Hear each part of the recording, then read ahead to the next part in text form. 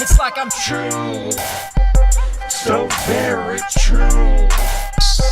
I love you, oh yeah, you. Man, look at that. Fire hot rod metallic alarm horn. Very nice, custom. All right. It's like I'm here, I can't fix eyes that speak untrue.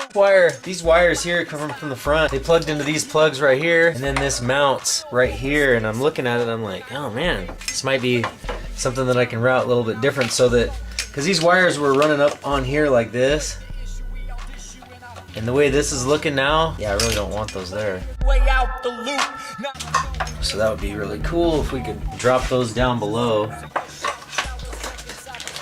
Go under, keep that there, clean that ground up.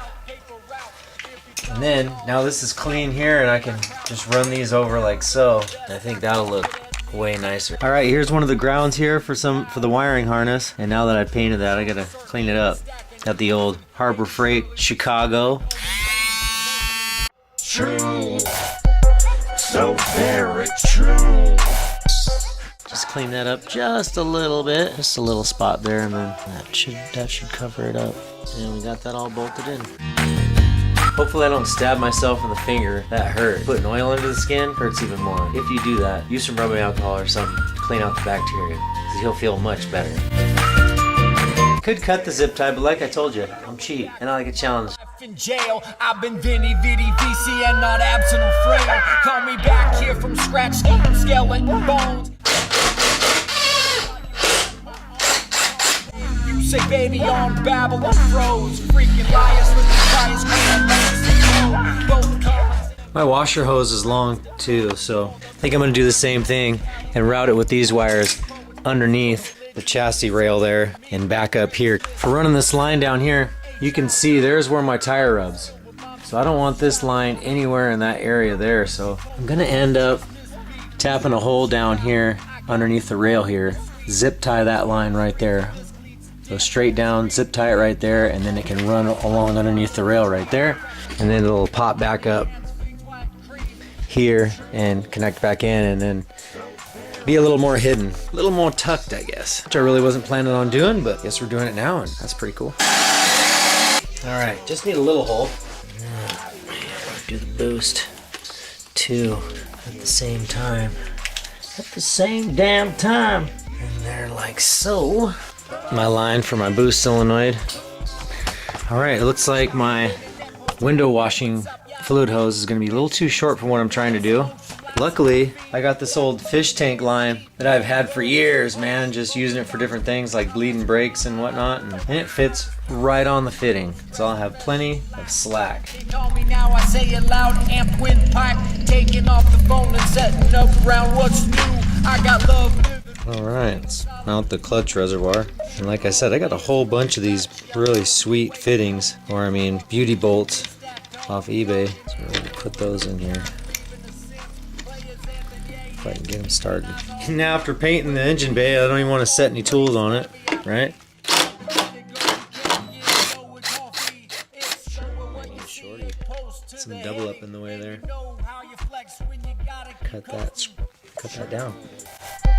So very true. Let's see if we can get it started. I didn't file any of those burr threads or anything.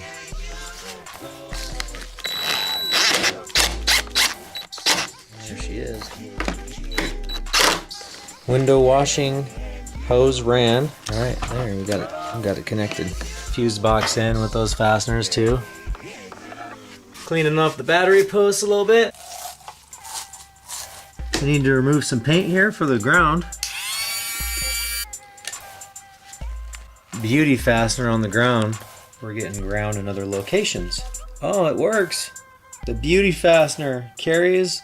See, I'm grounding off the 10 mil hole over here for the fender. Come on, baby. Yeah. All right, so we got ground for the harness over there too. Awesome. All right, so we got the battery all back in its location. All right, let's get this inline and washable fuel filter in.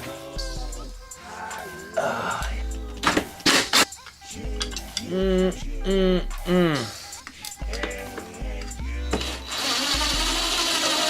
gonna have to do some touch up on it right here where I was holding it as I was spraying it down. All right, we got the inline 300 in with the washable fuel filter. All right, we got this wire here. Usually comes over this part of the frame rail. I think we're gonna and run it under the frame rail like we did on the other side here. So here's a ground for the harness here. It usually mounts on a 10 mil bolt on that frame rail. Since I'm tucking it down here, it looks like I'll be able to bend the line right here. And there's a 10 mil thread right here chilling on the rail underneath here, and I'll go ahead and clean that up, take the paint off so there's a good connection, and I'll bolt it right there.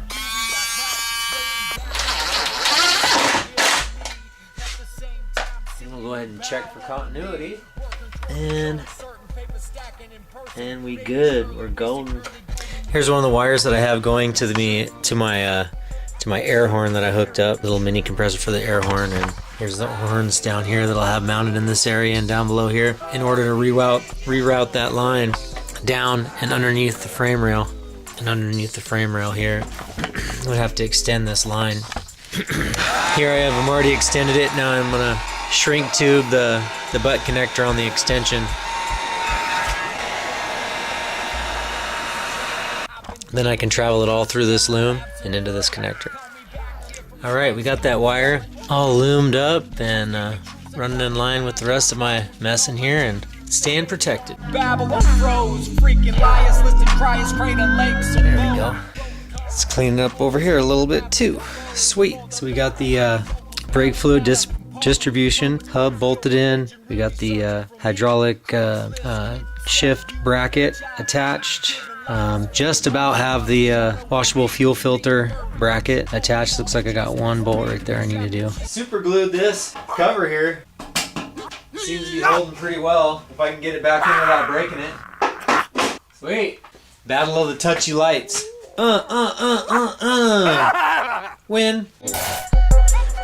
Hopefully it got good and cured up. I noticed that the next day when I started putting stuff in, it was still pretty soft. Like super careful. Solid as a rock. Feeling really good now. Well, I still need to zip tie these blinker signals to my side mirrors. And interesting, so I called in and I was just happy to talk with him, but I didn't really talk with him because I was, trying to be happy, I think, because I was happy. I don't know, that day, but it sounded like he was saying something about the crank, so maybe I'll call him and what he was talking about. He's looking for a crank. Maybe I can look for a crank. I don't know. My crank's toast. What's going on with it? But I think maybe we'll do that. Action Machine. Hey, Bob, it's JC. How's it going? Great. I was just happy to get through and talk to you the other day, and I was having a really good day, and I think you said something about we're looking for another crank, or Bowie was looking for a crank because the crank was messed up or something, but... Yeah, the crank and rods are bad, so we're just I'm trying to find a single rod if I can, but the crank's dead, so... Yeah, that's what I thought you said. I was like, did he say that? Because I was kind of like, okay, great, having a good day, see ya. All right, cool, yeah. Yeah, unless you have one laying around, but I mean, he was looking in his stack of stuff and just hasn't had a chance to get through the pile yet. Awesome. I got my fingers crossed, man. Thank you. Yeah. Okie doke. Bye, Bob. Dang, so the crank's toast. He's looking for one rod. So that one rod that got dead. So that was nice because when he said that the crank was toast, I immediately thought, oh my gosh, I got to get all new rods. Oh, but yeah, hopefully Bowie's got one of those cranks laying around in his pile of stuff. This would be nice moving these wires out of the way because I did have them like up through here and you can kind of see them through the body seam a little bit, and that's tacky.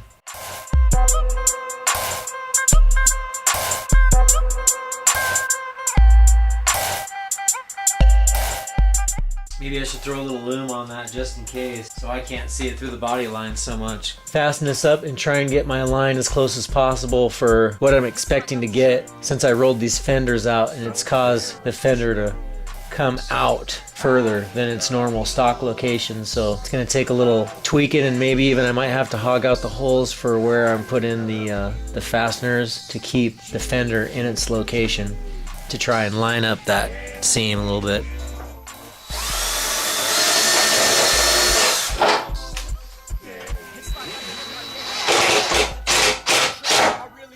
Obviously, I'm not a super professional by any means, because even though I put the Milano, the stock Milano on there, you can still see the hello, darkness, my old friend. But hey, it'll still look super dope. So I noticed I got a little teeny nick right there. Going to match very well, but it's better than having a raw edge, so I'm going to put a healthy little addition to that, and then probably put a little clear on it later too. But